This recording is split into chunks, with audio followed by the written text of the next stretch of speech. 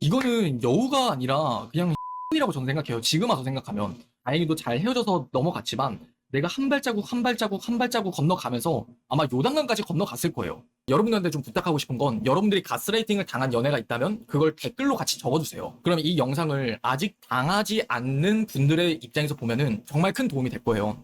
자, 오늘 영상은 나는 여러분들한테 조금 더 가볍게 이야기를 하겠지만 여러분들은 좀 진지하게 이야기를 들어봤으면 좋겠어요. 가스라이팅을 당하는 그런 의리되는 연애 있죠. 여러분들이 오늘 영상을 적어도 본다면 그 가스라이팅 그리고 내가 의리되는 연애를 반복하진 않게 되실 거예요. 이 가스라이팅이라는 거 딱 그냥 한 문장으로 요약하면요. 남자가 여자한테 손을 잡으면서 우리 늘 함께하자 이런 말을 하는 거예요. 처음엔 이런 말을 하는데 막상 만나고 보면 우리 늘 계속하자가 아니라 우리 을 계속하자. 진짜 딱 이 차이예요. 이런 게 바로 가스라이팅 당하는 연애가 되는데 감기 증상이 뭐가 있죠, 여러분들? 그냥 기침 나거나 혹은 열 나거나 코 막히거나 뭐 이런 것처럼 우리 을이 되는 여러분들이 딱 가스라이팅 당하는 연애로 흘러갈 수 있는 그 초기 증상을 딱 제가 오늘 영상으로 정리를 해줄게요. 자, 그 전에 잠깐 이 가스라이팅이라는 게 뭐냐? 네이버 백과사전에선 이렇게 정리를 해요. 상대의 심리를 교묘하게 조작해서 사실적 판단을 흐리게 만들어 본인에게 유리한 방향으로 이끌어가게 만드는 심리적인 기술이라고 하거든요. 사실 이렇게만 들으면은 뭐 그렇게 위험한 것 같진 않아요. 근데 하마도 전혀 위험해 보이지 않지만 작은 하마를 건들면 아주 지읒대는 거예요. 똑같아요. 이 가스라이팅도 여러분이 느낀 서운함이 있다? 근데 내가 느낀 서운함이 상대방 때문이 아니라 이게 나 때문에 내가 서운해졌다고 내 스스로가 판단에 오류가 일으키게 되는 거예요. 그냥 구체적으로 한 가지 예를 한번 들어볼게요. 만약에 여러분들이 남자친구를 만나요. 근데 그 남자친구가 연락이 잘 안 돼서 여러분들이 좀 고민을 하다가 그래도 난 이게 너무 서운한데 이건 우리가 좀 맞춰가 봐야 될 문제일 것 같아. 그래서 남자친구한테 말을 해요. 야, 나 너무 서운해. 너 왜 이렇게 연락을 잘 안 해줘? 이렇게 이야기를 하는 거야. 나는 그래도 소통을 하려고 그 사람과 이 관계를 잘 다져나가려고 내 마음을 표현한 거잖아요. 근데 남자친구가 딱 그러는 거야. 아, 씨, 미치겠네, 진짜. 야, 너 때문에 흐름 끊겼잖아. 나 일하면서 집중하는 거 내 중요하다고 했잖아. 근데 왜 이렇게 네가 흐름 끊으면 나 어쩌라는 거야? 네가 계속 그러면 나 마음 더 멀어진다? 이런 느낌이에요. 그러면은 무슨 생각이 들 것 같아요? 좋아하는 마음이 있는 여러분들 입장에서는 내가 좀 더 기다렸어야 됐나? 딱 진짜 이런 생각이 든다니까요. 이게 좋아하는 마음이 이런 이해심을 딱 낳는 건데 만약 여러분들이 좋아하는 감정이 없는 상태에서 이 말을 들으면 사실 뭐 이해가 안 갈 수도 있다? 근데 진짜 좋아하는 감정이 있으면 이게 진짜 나 때문이라는 생각이 들게 된다니까요. 그래서 좋아하는 마음이 이런 이해심을 낳는 건데 그 좋아하는 감정이 내가 문제가 되니까 내가 잘못했다고 생각이 들게 되고 그 서운한 결과를 초래한 거다. 이렇게 그냥 판단이 되게 되는 거예요. 진짜 더 무서운 걸 말해줄까요, 여러분들한테? 이게 습관적으로 몇 번 반복이 되잖아요. 그러면은 거의 뭐 왕과 신하예요. 그 남자친구는 왕이고 여러분은 신하가 되는 거야. 치킨을 보고 피자라고 하면은 그게 피자가 되고 맥주를 보고 소주라고 그러잖아요. 그럼 그게 진짜 소주라고 내가 느껴진다니까? 아닐 것 같죠? 진짜 제가 어떤 경우까지 봤냐면 잘 사귀는 커플이 있어요. 정말 그 커플들이 지금 한 600일 정도를 그 당시에 만났다고 저는 기억을 하거든요. 근데 여자 주변에 인맥이 하나도 없는 거야. 만나는 사람도 없고 뭐 동생도 없고 언니도 없고 친구도 없어. 그래서 제가 물어봤어요.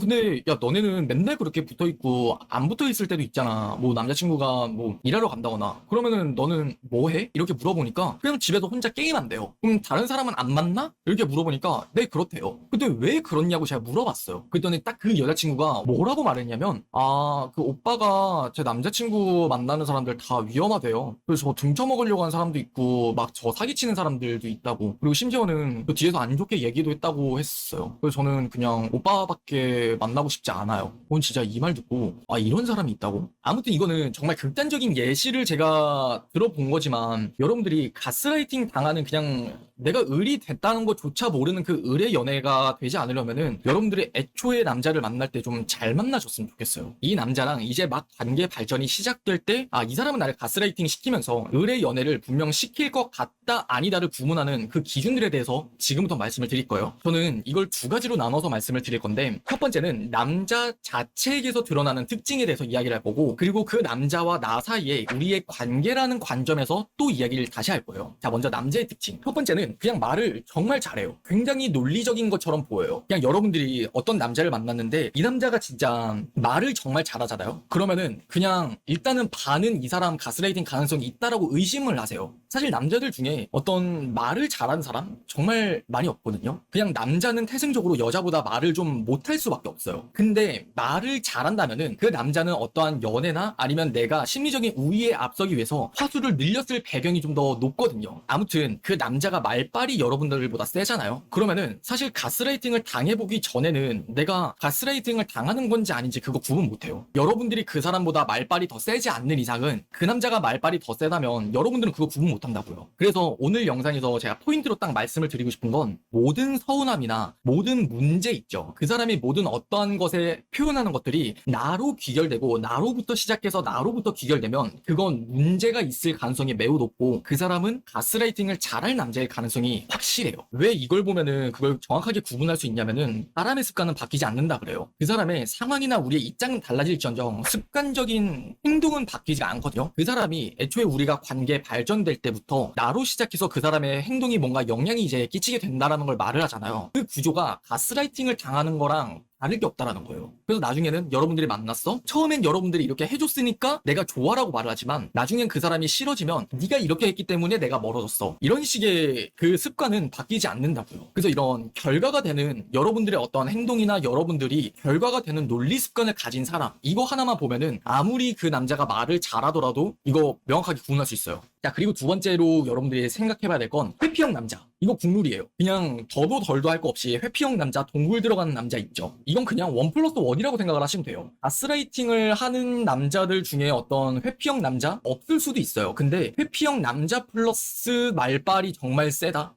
그건 그냥 국룰이라고 생각하시면 돼요. 방금은 이제 그 남자의 개별적인 특징을 알아봤다면 지금은 그 남자와 여러분의 관계에서 드러날 수 있는 특징. 첫 번째는 말과 행동이 따로 놀아요. 아까 전에도 이게 사연이 나온 이야기지만 대표적인 케이스가 딱 이거예요. 나는 마음을 여는 속도가 느려. 이런 식으로 말을 한다? 근데 와 진짜 무슨 그렇게 마음을 여는 속도가 느리다는 사람이 소중이가 소중이를 맞이하는 시간도 빨라요. 뭐 이런 식으로 그 사람의 말이나 행동이 정말 그냥 따로 논다라는 거예요. 정말. 근데 둘, 나만 표현하고 선독하고 구애한다는 느낌이 들잖아요. 이건 빼박이에요. 진짜 그 사람은요 나를 좋아하는 게 아니라 나의 표현을 좋아하는 경우예요. 이게 팩트예요. 그 사람이 마음을 여는 속도가 느린 게 아니라 내가 표현하고 내가 좀 더 구애하고 내가 좀 더 닥달하고 그 사람 눈치 보는 그 과정을 그 사람은 즐기는 거라고요.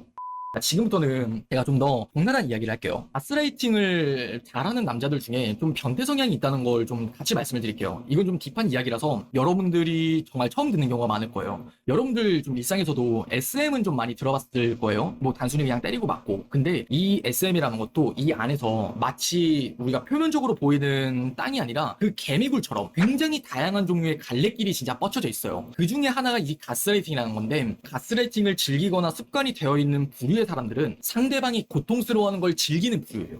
여러분들이 지금 이렇게만 이야기를 하면 이거 되게 또라이 같잖아요. 근데 진짜 은근 많아요. 뭐 남자들 중에 여자 다리나 발에 패티시가 있다던가 아니면은 여자들 중에도 어떤 남자가 목 졸라주는 거 좋아하는 거 뭐 욕을 듣는 거 좋아하는 거 이런 육체적인 쾌락이 아니라 정신적인 쾌락을 즐기는 한 부류에 해당한단 말이에요. 그래서 여러분들이 어떤 상대방을 봤는데 이 사람이 지나치게 소유욕이나 정복욕이 심해? 그러면 한 번은 의심을 해보세요. 첫 대면했는데 나는 좀 여자한테 집착해. 난 소유욕이 개쩔어. 난 정말 정복욕이 심해. 이렇게 말하면 어느 여자가 이 남자를 만나겠어. 그렇기 때문에 서서히 가랑비 옷 젖듯이 그렇게 스며들어가는 거예요. 그 과정을 저는 4단계로 나눠요. 첫 번째, 질투심을 내비추다가 그게 질투와 집착이 어느 정도 선이 분명해지지 않는 흐름으로 넘어가요. 예를 들면 여러분들 핸드폰을 무조건 본다던가 아니면은 무조건 나와 함께 있는 시간 동안 묶어놓는다던가 집착처럼 보이지만 그 사람은 그냥큼 널 좋아하니까 그럴 수 있는 거야. 이렇게 흐름이 흘러가요. 그 다음에 이제 구속이 이루어지게 돼요. 이 구속이 되는 걸 난 구속당한 날 몰라요. 구속이 당한 건데 그냥